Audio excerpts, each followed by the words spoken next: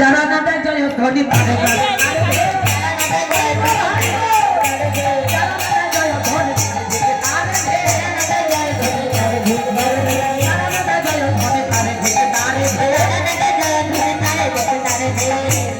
হরিবল হরিবল।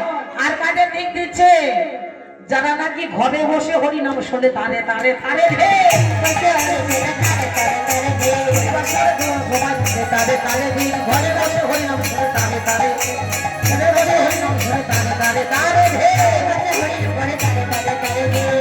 হরিবল হরিবল। তারে তারে তারে ধি শতবার শত ধি ধি ধি।